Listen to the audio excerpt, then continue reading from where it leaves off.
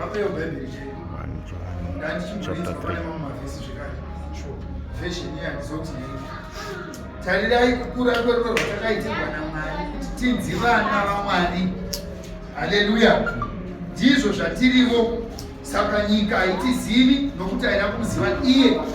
Vhesi inoburitsa pachena kuti munhu kuti anzi mwana, it's not by default, it's by grace. Haleluya. Ndosaka tiona zviri nyore kuti munhu waMwari makadii, vanhu vaMwari makadii, kuva munhu waMwari kusikwa, kuzova mwana vaMwari inyasha. Ndosaka uchinzwa John chapter 1 verse 12 inoti avo vakamugamuchira akavapa simba rekuti vanzi vana vaMwari. Haleluya. Vasina kuberekwa nekuda kwomurume kana mukadzi kana kweropa. Kureva kuti being a son or being a child of God, it's by grace. Kuzongovawo munhu waMwari, it's by birth. Haleluya.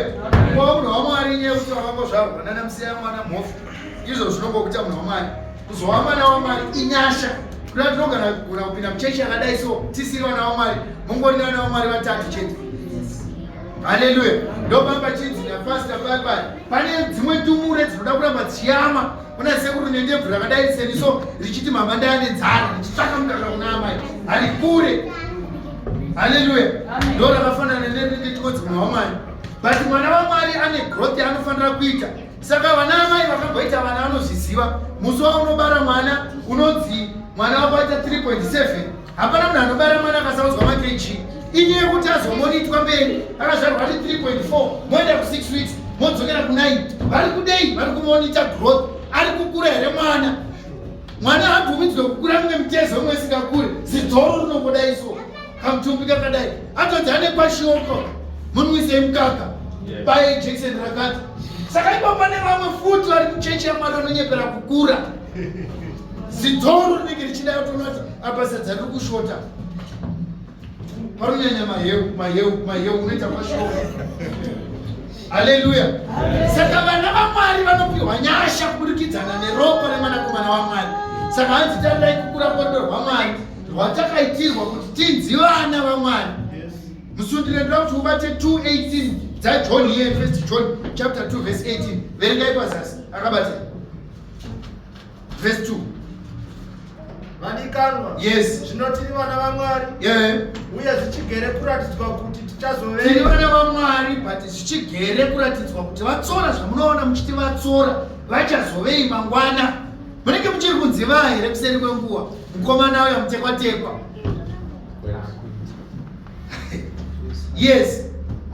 Tinoziva kuti kana achizooneswa isu tichafanana naye. When Jesus shall be revealed, isu tinofanira kuzofanana naJesu. Nokuti tichamuona sezvaakaita. Jesu tichamuona sezvaakaita. Patinomuona tinotanga tafanana naye, tobva taoneswa sezvazviri. Haleluya. Kuda kuti hapana anoona Mwari asina kufanana naye. Iwe unotozofanira kuchinjwa mashawarara, wobviswa mahobeko kabanda nehasha dzepamwoyo, wotowewo wofanana naJesu, wobva wava mwana wake. Haleluya. Saka muchiona vhangeri rakatikoshera because vhangeri haritarise mutupo, haritarise kwaunobva ethnicity kana zvimwe zvakadaro. Tarisire kwanyandoro risire kwamutombo. Vhangeri rinongotibatanidza kuti iwe wakatenda ndikatenda tahama muna Jesu nekuda kwerudo rwakatiitisa vana vaMwari. Haleluya. Yes. Mumwe nomumwe une tariro iyi kwaari unozvichenesa sezvaakachena iye. Unozvichenesa sezvaakachena iye. Mumwe nomumwe unoita zvivi. Munhu wese anoita zvivi anodarika murayiro. Nekuti kudarika murayiro ndizvo zvivi. Zvivi ndiko kudarika murayiro. Haleluya. Mumwe nemumwe unoita zvivi unodarika murayiro nekuti kudarika murayiro ndo zvivi. Yes. Munoziva kuti iye wakaoneswa kuti abvise zvivi. But imi rakabopa munoziva kuti Jesu nyaya yakaenga panyika yakanga iri yekuti abvise zvivi mwana. Mari hamune zvivi. Right. Ngativirirane muna Jesu hamuna zvivi. Amen. Achitika? Yes. Muna Jesu hamuna chi? Hamuna zvivi. Saka kana vhangeri rati avo vanoitirwa rudo vanofanira kuzofananidzwa naye.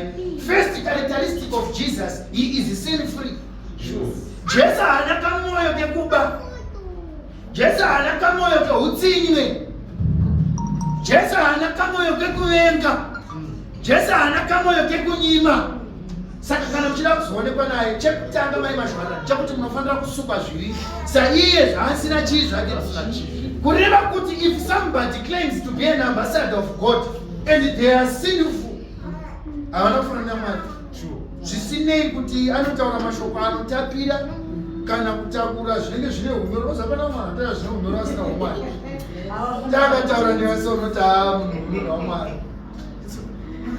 Zvakadai but chiri chitanana chemunhu. Kamuono mitombo chamuwaridzira mazabhi kuti apfuure. But iye zvakakonona akasviba akati ndiwani. Oh, munoziva kuti akaoneswa kuti abvise zvinhu. Maari hamuna zvinhu.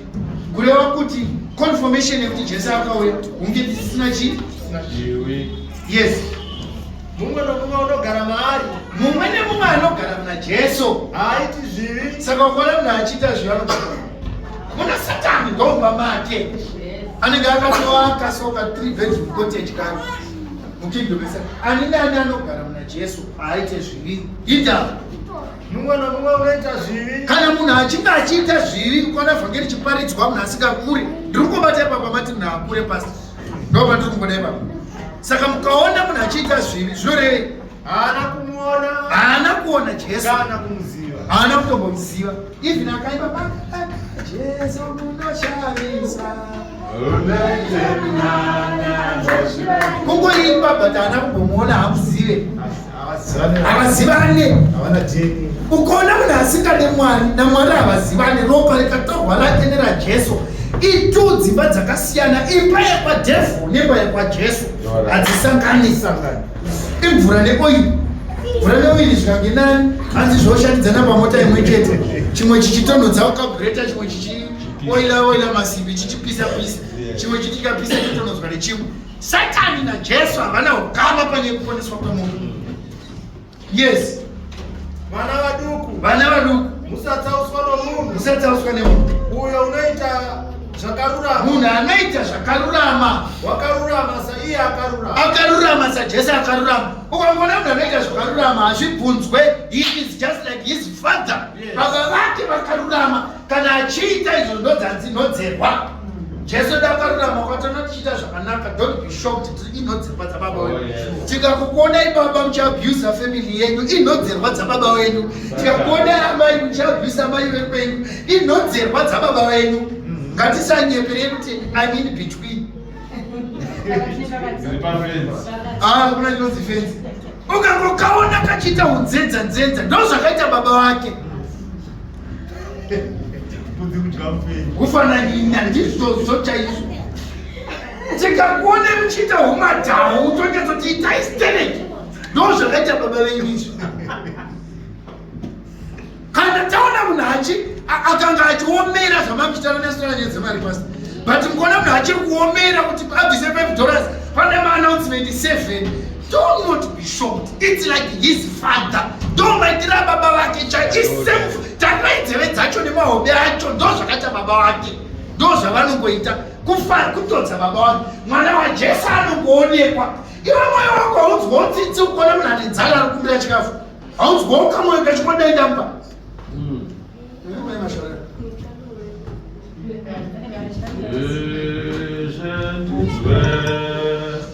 Isu katona chita zvakanaka kutodza baba wedu. Ipapa pane vamwana vaJesu vatotapwa naSatani, vatoda kudzikinura, vadzoke vafanane nababa wavo.